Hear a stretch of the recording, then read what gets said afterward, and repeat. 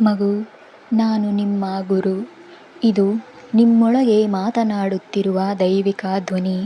ಇದು ಬಾಹ್ಯ ವ್ಯಕ್ತಿಯಿಂದ ಬರುವುದಲ್ಲ, ಅದು ನಿಮ್ಮ ಹೃದಯದಿಂದಲೇ ಬರುತ್ತಿದೆ. ಆಂತರಿಕ ಧ್ವನಿ ಬಲವಾಗಿ ಕೇಳಿಸುತ್ತಿದೆ.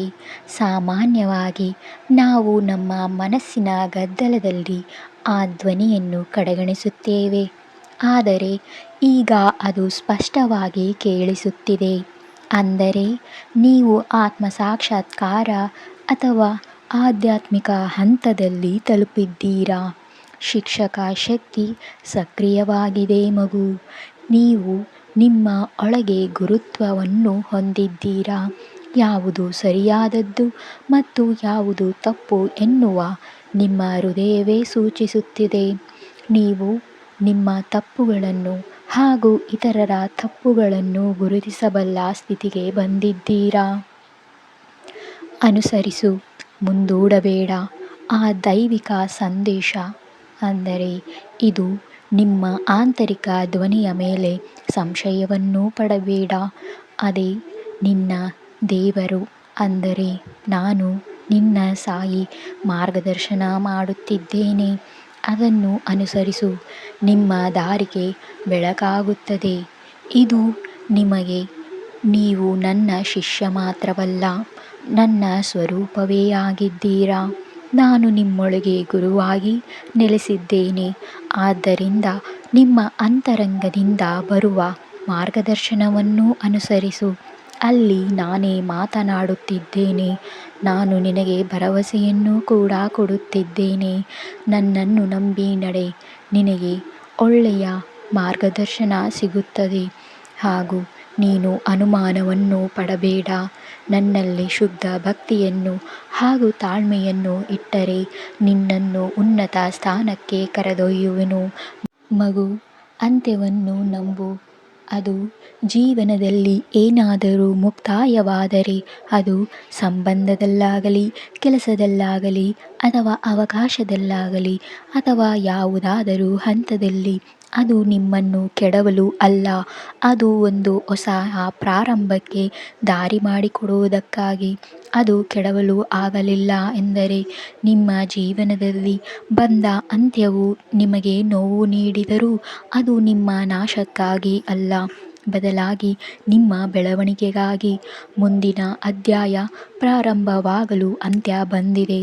ಒಂದು ಬಾಗಿಲು ಮುಚ್ಚಿದಾಗ ಮತ್ತೊಂದು ಬಾಗಿಲು ತೆರೆಯುತ್ತದೆ. ಹೊಸ ಅವಕಾಶ, ಹೊಸ ಸಂತೋಷ, ಹೊಸ ದಾರಿಯಲ್ಲಿ ಆರಂಭವಾಗುತ್ತಿದೆ. ಅದರೊಂದಿಗೆ ಬದಲಾಯಿಸಲಾಗುತ್ತದೆ. ನೀವು ಕಳೆದುಕೊಂಡದ್ದನ್ನು ನಾನು ಹೆಚ್ಚು ಉತ್ತಮವಾದದ್ದರಿಂದ ತುಂಬಿಸುತ್ತೇನೆ. ಪ್ರಕ್ರಿಯೆಯನ್ನು ನಂಬಿರಿ. ನನ್ನಲ್ಲಿ ನಂಬಿಕೆ ಇಡು. ದೇವರು ನಿನಗೆ ನೀಡುವ ಸಂದೇಶವಿದು. ನಾನು ನಿನ್ನನ್ನು ಕೆಡಿಸುವುದಿಲ್ಲ. ನಾನು ಮಾಡಿರುವ, ಅಂದರೆ ನಿನಗಾಗಿ ಎಲ್ಲವೂ ನಿನ್ನ ಒಳಿತಿಗಾಗಿ. ನಾನು ನಿನಗೆ ಭರವಸೆಯನ್ನು ನೀಡುತ್ತಿದ್ದೇನೆ. ಅಂತ್ಯ ನನ್ನ ಯೋಜನೆಯ ಒಂದು ಭಾಗ ಮಗು. ನೀನು ಎದುರಿಸುವ ಮುಕ್ತಾಯ ಅಥವಾ ನಷ್ಟವು ಆಕಸ್ಮಿಕವಲ್ಲ, ಅದು ನಿನ್ನ ಜೀವನ ಯಾತ್ರೆಯಲ್ಲಿನ ಒಂದು ಯೋಜನೆಯ ಹಂತ. ಸರಳವಾಗಿ ಹೇಳುವುದಾದರೆ, ಇದು ನಿನಗೆ ದೈವಿಕ ಧೈರ್ಯವನ್ನು ನೀಡುವ ಸಂದೇಶ. ನಿನ್ನ ಜೀವನದ ಒಂದು ಅಧ್ಯಾಯ ಮುಗಿದರೂ ಅದಕ್ಕಿಂತ ಉತ್ತಮ ಅಧ್ಯಾಯ ಈಗ ಪ್ರಾರಂಭವಾಗುತ್ತಿದೆ. ಅದನ್ನು ನನ್ನ ಯೋಜನೆ ಎಂದು ನಂಬು. ಪ್ರತಿಕ್ರಿಯೆಯ ಮೇಲೆ ಶ್ರದ್ಧೆಯನ್ನು ಇಟ್ಟು ಭಯವಿಲ್ಲದೆ ಮುಂದೆ ಹೆಜ್ಜೆಯನ್ನು ಇಡು.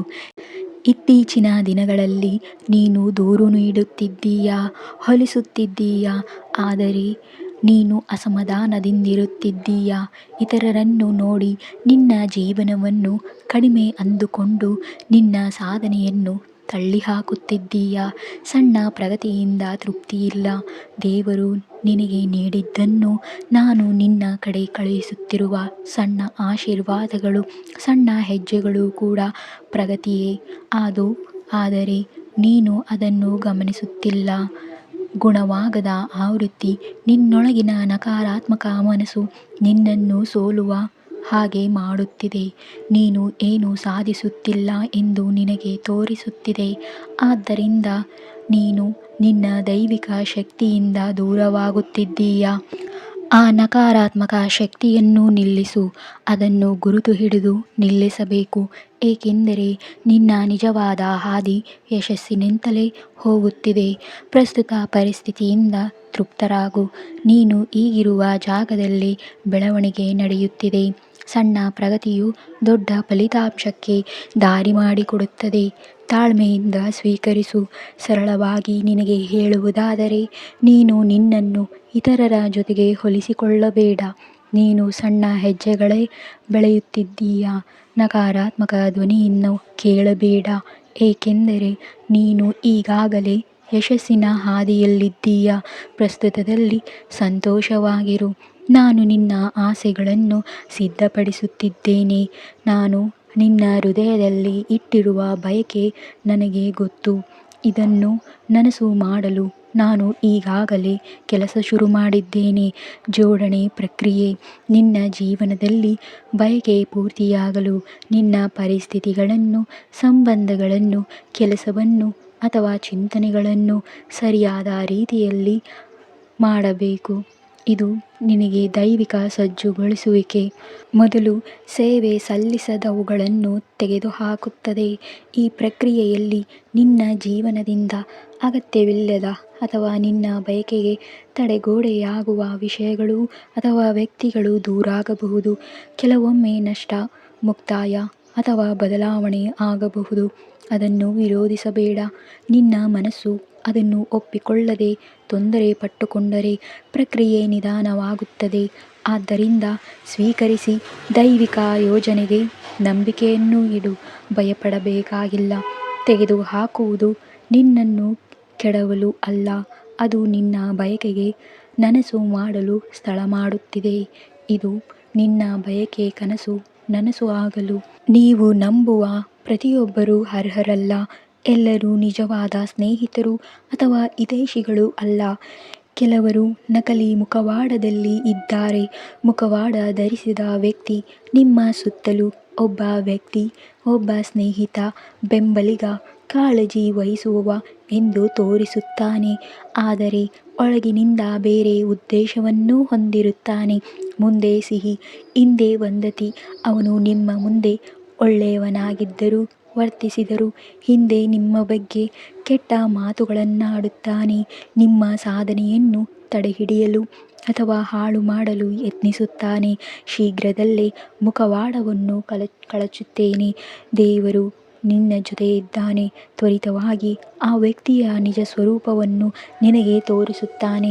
ಸತ್ಯವು ಬಹಿರಂಗವಾಗುತ್ತದೆ. ಸತ್ಯ ಕಂಡ ತಕ್ಷಣದಿಂದ ದೂರವಿಡಿ. ನೀನು ಆ ವ್ಯಕ್ತಿ ನಕಲಿ ಸ್ವಭಾವವನ್ನು ಅರಿತಾಗ ತಡ ಮಾಡದೆ ಅವನನ್ನು ಜೀವನದಿಂದ ತೆಗೆದುಹಾಕಬೇಕು.